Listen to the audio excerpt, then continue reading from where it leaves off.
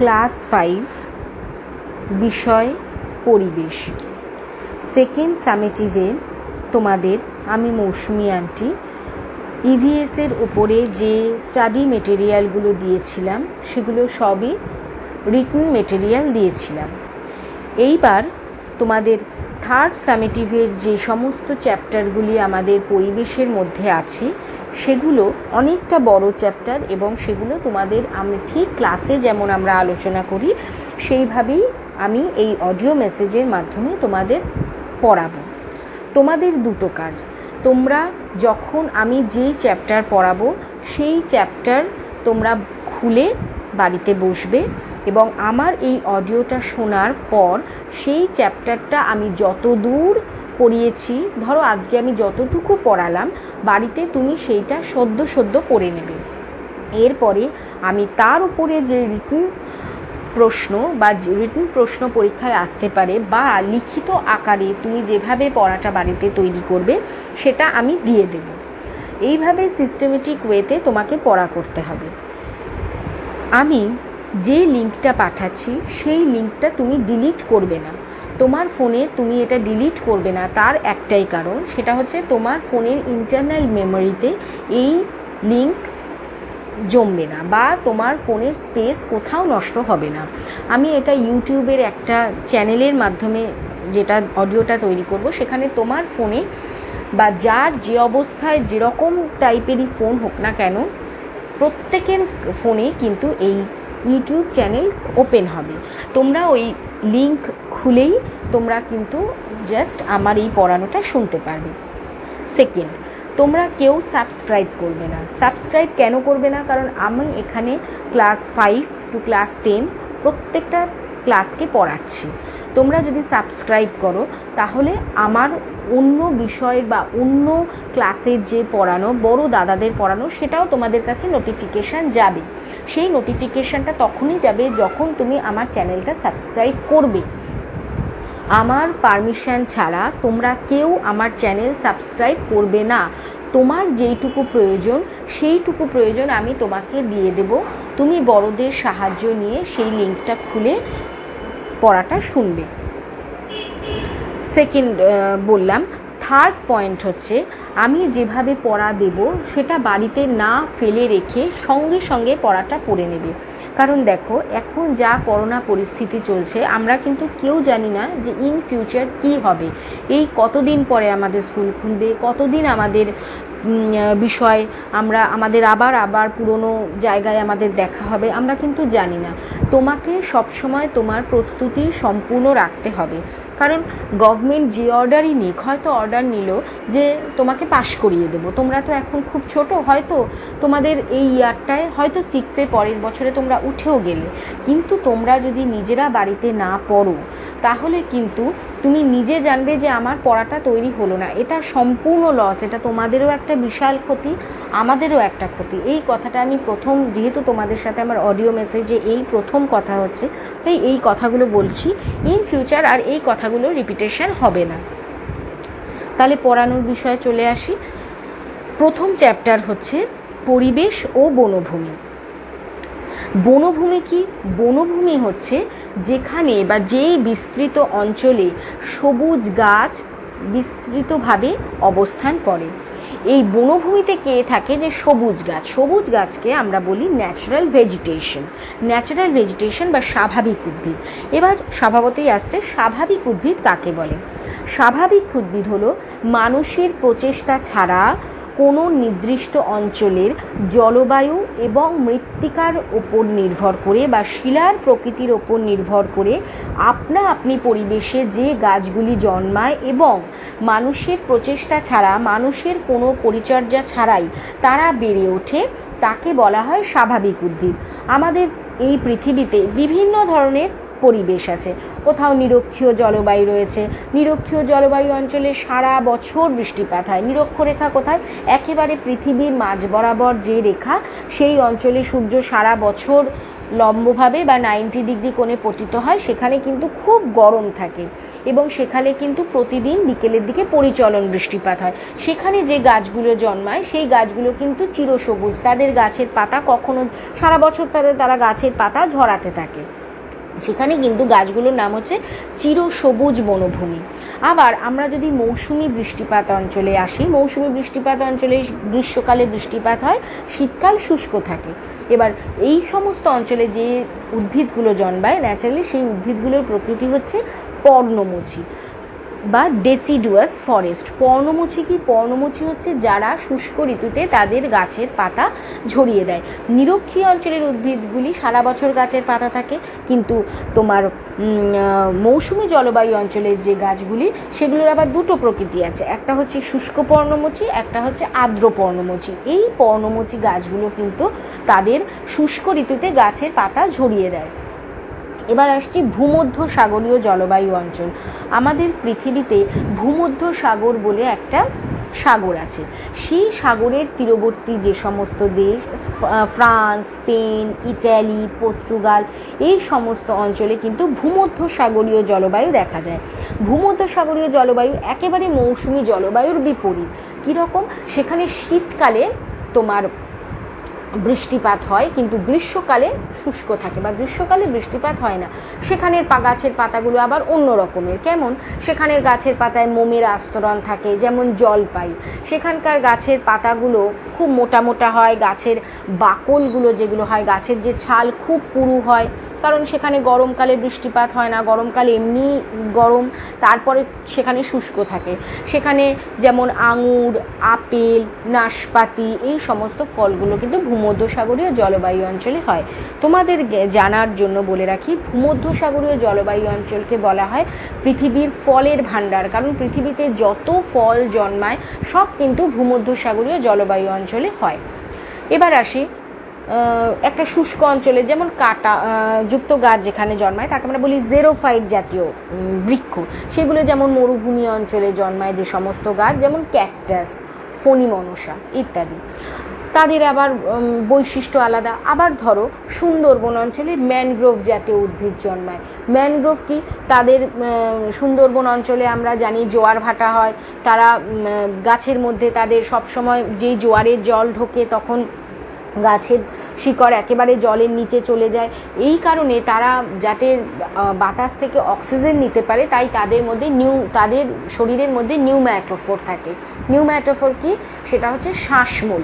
শ্বাসমূল হচ্ছে কি? তাদের মূল মাটির ওপরের দিকে উঠে আসে, সেই মূলের ওপরে অসংখ্য ছিদ্র থাকে যেগুলো খালি চোখে দেখা যায় না, কিন্তু সেই ছিদ্র দিয়ে তারা বাতাস থেকে যে অক্সিজেন নেয়, সেই অক্সিজেনগুলো তারা তাদের শ্বসন কার্যের জন্য প্রয়োজন হয়। পৃথিবীতে সমস্ত প্রাণীরই বেঁচে থাকার জন্য অক্সিজেন প্রয়োজন। তাহলে গাছ যেহেতু সজীব উপাদান, তাই গাছকেও বেঁচে থাকার জন্য অক্সিজেনের প্রয়োজন। তাহলে এই বনভূমি পড়তে গিয়ে আমরা দেখছি যে পৃথিবীতে এক একটা জলবায়ু অঞ্চলে কিন্তু এক এক ধরনের উদ্ভিদ জন্মায়, যে বৈশিষ্ট্যগুলো বললাম। তাহলে এই বনভূমি বলতে বনভূমির মধ্যে শুধু গাছপালা নয়, বনভূমির মধ্যে জীবজন্তু থাকছে। কারণ আমরা জানি জীবজন্তু, যারা বন্য জীবজন্তু বা যারা ওয়াইল্ড অ্যানিমালস, তারা কিন্তু জঙ্গলে থাকতেই ভালোবাসে।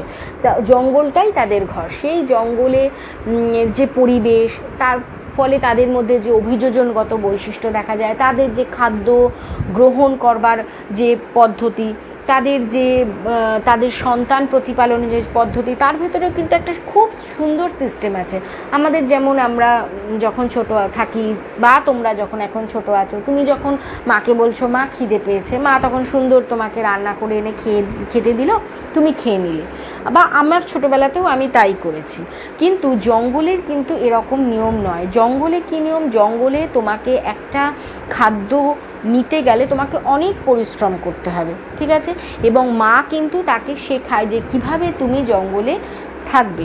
তাহলে জঙ্গলের পরিবেশের মধ্যে কিন্তু একটা নির্দিষ্ট বৈশিষ্ট্য আছে এবং তাদের ভেতরেও অসম্ভব শৃঙ্খলা রয়েছে।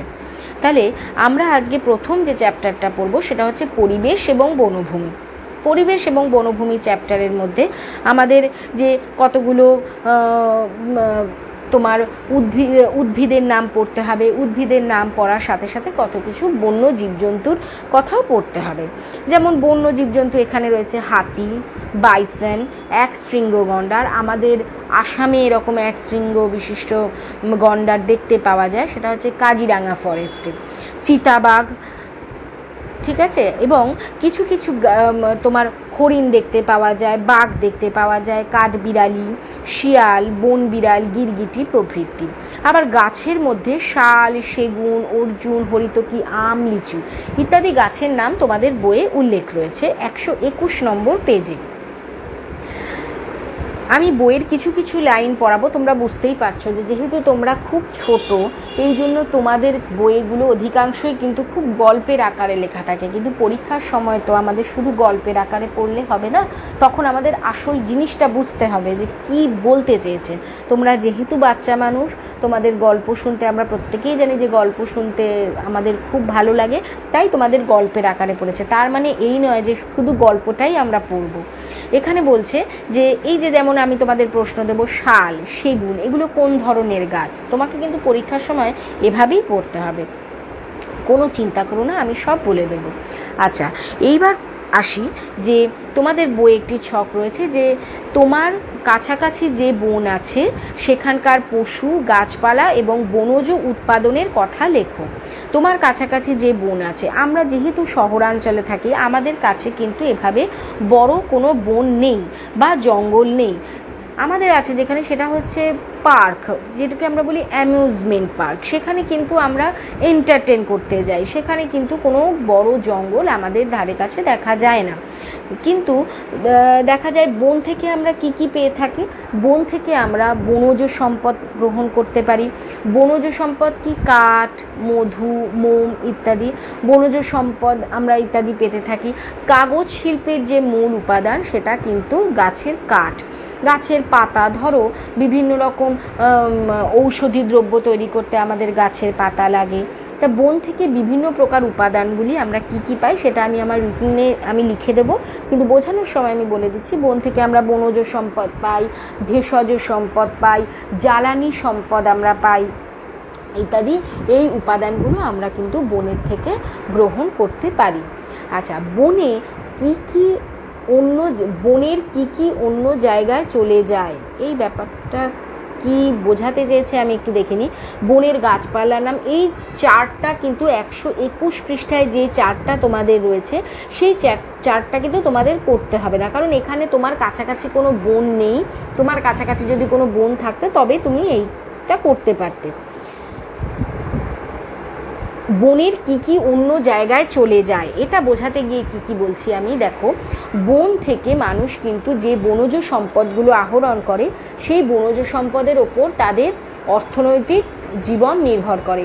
যেমন সুন্দরবন অঞ্চলের মানুষ বন থেকে কাঠ, মধু ইত্যাদি যে আহরণ করে, সেই আহরণ করে কিন্তু তারা সেগুলোকে বাজারে নিয়ে যায়। বাজারে গিয়ে তারা মহাজনের কাছে বিক্রি করে বা অন্য কোনো মিডলম্যান তাদের কাছে বিক্রি করে, তারা তাদের সেই প্রাথমিক অর্থটা দেয়।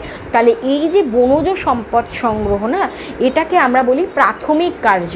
প্রাথমিক কার্য কাকে বলে, এটা বড় হয়ে তোমরা আরও ইন ডিটেলস পড়বে, আমি তোমাদের মতন করে বলে দিচ্ছি যে প্রাথমিক কার্য হচ্ছে সেই সমস্ত কার্য যেই সমস্ত কার্য একেবারে ফিল্ড থেকে আহরণ করা হয়। যেমন আমি যদি ধান উৎপাদনকে আমি প্রাথমিক কার্য বলবো, চা উৎপাদনকে আমি প্রাথমিক কার্য বলবো, কারণ সেটা আমরা একেবারে পরিবেশ থেকে পাচ্ছি, ফিল্ড থেকে পাচ্ছি। ধরো কার্পাস উৎপাদন হচ্ছে তুলো, সেই তুলো উৎপাদনকে কিন্তু আমি প্রাথমিক কার্য বলবো। কিন্তু সেই তুলো থেকে যখন সে সুতো তৈরি হবে, সেই সুতোটা কিন্তু যেহেতু কারখানায় তৈরি হচ্ছে বা ফ্যাক্টরিতে তৈরি হচ্ছে, তাকে কিন্তু আমরা দ্বিতীয় শ্রেণীর অর্থনৈতিক কার্য বলবো। অত কঠিনে তোমার যাওয়ার দরকার নেই, কিন্তু এইটুকু বুঝলেই হবে যে বন থেকে যে সম্পদ আমরা গ্রহণ করি বা যে সমস্ত মানুষ বনজ সম্পদের ওপর নির্ভর করে তাদের জীবিকা গড়ে ওঠে, তারা প্রথম শ্রেণীর কার্য করে থাকে, রাইট। এবার বনের থেকে সে কি কি অন্য জায়গায় চলে যায়, কাঠ, যেমন সে অন্য কাঠকলে চলে যায়, সেখান থেকে বিভিন্ন রকম রপ্তানি হয় বিভিন্ন জায়গায়। অনেক জায়গায় দেখা যায় বন থেকে যে ফল সংগ্রহ করা হলো, সেই ফল অন্য জায়গায় ট্রাক ফার্মিংয়ের মাধ্যমে চলে গেল ইত্যাদি। মানে বন থেকে যে সম্পদটা আমরা গ্রহণ করছি তাকে তো মানুষের কাছে ছড়িয়ে দিতে হবে। সেই ছড়ানোর জন্য কিছু কিছু জায়গায় ট্রাক ফার্মিংয়ের ব্যবস্থা করা হয়, কিছু কিছু জায়গায় বাজারে সেটাকে চালান করে দিয়ে বাজারের মাধ্যমে আমরা সেটাকে গ্রহণ করি। এবার চলে আসো পেজ নাম্বার 122, 122। বন থেকে কি কি পাই? বনের কাজ আমাদের নানা কাজে লাগে। দরজা, জানলা, টেবিল, চেয়ার তো আছেই। গাছের ছাল থেকে মশলা হয়। আমরা এটা খুব ভালো করে জানি, গাছের ছাল, যেমন আমরা কি জানি, দারচিনি, খুব সুন্দর গন্ধ, একটা খুব সুন্দর স্পাইস, মানে খুব সুন্দর একটা মশলা। দেখবে মা রান্না করতে গেলে গরম মশলা যেটা ইউজ করে, সেইখানে যে দারচিনি তোমার কাঠের মতন খুব সুন্দর গন্ধ, দাঁত দিয়ে কাটলে মিষ্টি মিষ্টি লাগে খেতে, সেটা কিন্তু বলা হয় দারচিনি। আমাদের দক্ষিণ ভারতে কেরালা, কর্ণাটকে এই সমস্ত অঞ্চলে কিন্তু প্রচুর দারচিনি উৎপন্ন হয়। ঠিক আছে, আমি এই গাছের ছবিগুলো তোমাদের পাঠিয়ে দেবো, তোমরা সেগুলোকে দেখবে, তোমাদের কোনো অসুবিধে হবে না। দরজা জানলা কি হচ্ছে? গাছের কাঠ থেকে দরজা জানলা হয়, আমরা প্রত্যেকেই জানি। সেগুন গাছের কাঠ তো খুব ভালো গাছ তৈরি, খুব মেহগনি গাছের কাঠ, খুব শক্ত গাছ। শাল গাছের কাঠ খুব শক্ত এবং খুব ভালো আসবাবপত্র তৈরি করা যায়। খুব নরম কাঠ দিয়ে কিন্তু আসবাবপত্র তৈরি করা যায় না। যেমন আমি তোমাদের প্রথমেই পড়ানোর সময় বলেছিলাম, নিরক্ষীয় জলবায়ু অঞ্চলের যে গাছ, সেই গাছগুলো কিন্তু খুব কঠিন, খুব হার্ড, সেই গাছগুলোকে কিন্তু খুব বেশি পরিমাণে কাটা যায় না। আবার সরলবর্গীয় অঞ্চলের গাছ কিন্তু খুব সুন্দর হয়, পাহাড়ি অঞ্চলে হয়, যেমন ফাইন, স্পার্স, স্প্রুস, অ্যাপল ইত্যাদি যে গাছগুলি, ম্যাপল ইত্যাদি গাছগুলো কিন্তু সরলবর্গীয় অরণ্যের গাছ, যেগুলো একেবারে পাহাড়ি অঞ্চলে যেখানে বরফ পড়ে সেইখানে হয়। সেই গাছের কাঠও কিন্তু নরম হওয়ার জন্য আসবাবপত্র তৈরিতে খুব ভালো কাজ দেয়। ছাল থেকে ওষুধ হয়, দড়ি তৈরির আঁশও হয়। দড়ি তৈরির আঁশ কি? দড়ি আমরা জানি যে গাছ থেকে যে ছাল পাওয়া যায় সেখান থেকে কিন্তু খুব সুন্দর দড়ি তৈরি হয়। সেই দড়ি বিভিন্ন প্যাকিং শিল্পে ব্যবহৃত হয়। এখানে আবার বিভিন্ন, আবারও বললাম, সুন্দর গল্প আছে। জন বলল পাতা, লতা এবং ওষুধ হয়, আর গাছের পাতার উপর লেখা হতো। হ্যাঁ, এই জিনিসটা ঠিক আগেকার দিনে যখন আমাদের কাগজ তৈরি হয়নি তখন কিন্তু গাছের পাতার ওপর লেখা হতো। এইবার দেখা যায় যে বনের কিছু কিছু গাছ খুব লম্বা, যেমন নারকেল, তাল, শাল। আমরা দেখি গাছের প্রকৃতির মধ্যে কিছু কিছু গাছ আছে খুব লম্বা, আবার কিছু কিছু গাছ আছে তারা কিন্তু অসংখ্য শাখা প্রশাখাযুক্ত। যে অসংখ্য শাখা প্রশাখাযুক্ত যে গাছগুলো, সেই গাছগুলোকে আমরা বলি হচ্ছে গুল্ম জাতীয় গাছ। ঠিক আছে, বা আমরা যাদের বলি গুল্ম জাতীয় গাছ, যেমন জবা গাছ, ঠিক আছে, টগর গাছ, ছোট গাছ, বা তোমার জলপাই গাছ, গুল্ম জাতীয় গাছ। কিন্তু নারকেল, তাল, শাল ইত্যাদি গাছগুলো কিন্তু খুব বড় এবং তারা দৈর্ঘ্যে অনেক উঁচু। আমরা নারকেল গাছ প্রায় প্রত্যেকেই দেখেছি, তাল গাছও দেখেছি, শাল গাছ অনেকে দেখতে না পারো, কিন্তু শাল গাছও কিন্তু অনেক বড় বড় গাছের পাতা হয়। এটা কিন্তু একটা পর্ণমোচী বৃক্ষ। শাল গাছ শীতকালে তার গাছের পাতা সমস্ত ছড়িয়ে দেয়। বট, অশ্বত্থ আবার চারিদিকে ছড়িয়ে বিরাট গাছ। এই বট, অশ্বত্থ গাছগুলো কিন্তু আবার দেখা যায় যে বট খুব পুরো অনেক জায়গায় বটের ঝুড়ি নেমে তার এমন হয় যে তার প্রকৃত গুড়ি যেটা সেটা চেনা যায় না। অশ্বত্থ গাছও তাই, অনেক দিন বাঁচে এবং অনেক বড় হয়। এভাবেও গাছেরা আলাদা দল বলতে পারো। এই যে আমি তোমাকে দল বলছি, এই দলটাকেই, সেটা হচ্ছে গাছের প্রকৃতি। কিছু কিছু গাছ যেমন বললাম নিরক্ষীয় অঞ্চলের গাছ, কিছু কিছু হচ্ছে পর্ণমোচী গাছ। এখানে দল বলতে সেটাই বোঝানো হয়েছে। কলা, পেঁপে নরম কাণ্ডের গাছ। কলা, পেঁপে হচ্ছে কি, সেগুলো হচ্ছে খুব নরম তোমার গাছের, সেই গাছের কাণ্ডগুলো খুব নরম। আচ্ছা, কলা কিন্তু এক ধরনের তোমার হার্ব কি, যাদের কাণ্ড নরম এবং সবুজ গ্রিন হয় তাদের আমরা বলি হার্ব। কিন্তু এটা জেনে রাখবে, কলা গাছ কিন্তু বা ব্যানানা ট্রি কিন্তু পৃথিবীর সবথেকে বড় হার্ব। ঠিক আছে, হার্বের মধ্যে আমরা যদি বলি ধনে পাতা গাছও কিন্তু দেখবে যে মা যদি বাড়িতে রান্নার জন্য ধনে পাতা নিয়ে আসে, ধনে পাতা দেখবে, ধনে পাতা কিন্তু এক ধরনের হার্ব। দেখবে যাদের পাতা শাখা তোমার কাণ্ড কিন্তু নরম, সফট এবং গ্রিন, সবুজ রঙের। ঠিক তেমনই কলা গাছেরও কিন্তু এরকম কাণ্ডটা সবুজ এবং কিন্তু নরম হয়, কিন্তু সে অনেক বড়, কোথায় একটা ধনেপাতার দৈর্ঘ্য ধনেপাতার গাছ আর কোথায় একটা কলা গাছ। কিন্তু এটাই পৃথিবীর আশ্চর্য, পৃথিবীতে এরকম অনেক আশ্চর্য জিনিস ছড়িয়ে আছে যে কলা গাছ কিন্তু ব্যানানা ট্রি হচ্ছে largest herb in the world. শাঁকালু লতানো গাছ। লতানো গাছ মানে কি? লতানো গাছ হচ্ছে যে গাছ নিজের কাণ্ড নরম হয়, সে অন্য গাছকে জড়িয়ে সে বা অবলম্বন করে সে ওপরের দিকে উঠতে থাকে। গাছ খুব ভিজে মাটিতে হয়, কিন্তু গাছ জলেও হয়। কিছু কিছু আমরা গাছ দেখি, যেমন জলজ উদ্ভিদ, যেমন কচুরিপানা আমরা কিন্তু জলে দেখি, শালুক আমরা জলে দেখি, পদ্ম ফুল আমরা জলে দেখি। তাহলে পদ্ম ফুলের মধ্যে আবার স্থলপদ্ম কিন্তু স্থলে হয়, কিন্তু জলপদ্ম কিন্তু জলে হয়। ঠিক আছে, তাহলে ভিজে মাটিতে গাছ জন্মায়, তাহলে গাছ আবার কিন্তু শুষ্ক মাটিতেও জন্মায়। এই যে বলছি গাছের দল বলতে কিন্তু এগুলোই বোঝানো হচ্ছে। কারো পাতা পড়ে ঝরে, ঝরে পড়ে মানে আমি বললাম পর্ণমোচী গাছ। এই গাছগুলোর যখন তোমাদের বইয়ে গল্পের আকারে, বারংবার বলছি গল্পের আকারে লেখা রয়েছে, কিন্তু আমাকে যখন পড়াতে হবে আমাকে কিন্তু এগুলোকে পাতা ঝরা মানে পাতা ঝরা গাছ বা পর্ণমোচী অরণ্য, আমাকে কিন্তু ছবিও আমি ওইভাবেই পাঠাবো যে পর্ণমোচী গাছের যে বৃক্ষ, সেই গাছের পাতা থাকা অবস্থায় সে কিভাবে থাকে, আর যখন তার গাছের পাতা শীতকালে সে সমস্ত ঝরিয়ে দেয় তখন তার রূপ কীরকম হয় তোমরা ছবিতে দেখতে পারবে। কারো পাতা আবার সব সময় সবুজ।